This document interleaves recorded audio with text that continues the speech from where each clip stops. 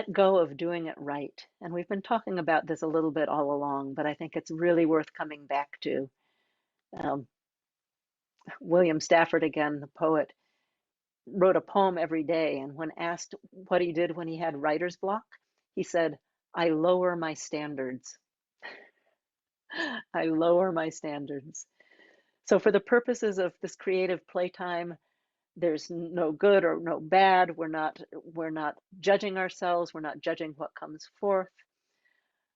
We are letting ourselves play, and we're letting go of the idea of getting something right.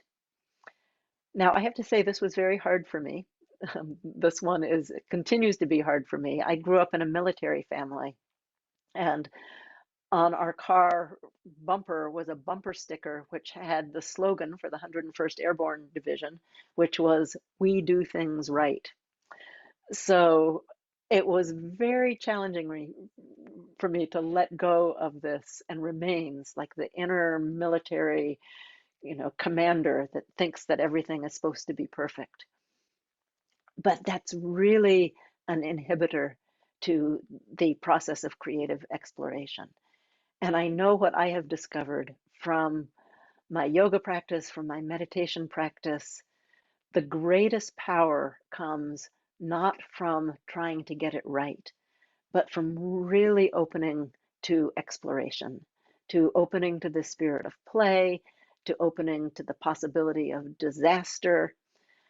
This attitude of permission and allowing rather than judging is central to the practice of creativity. I know the writer Anne Lamott talks about the power of what she calls shitty first drafts of your writing. Natalie Goldberg talked about feeling free to write the worst crap in the universe. And I think it's interesting that they both use this language of excrement, because excrement is, among other things, a really powerful fertilizer, right? It helps living things grow. And so, in the midst of what we think is just this terrible, stinky mess, we may find the compost and the fuel for our creative growth.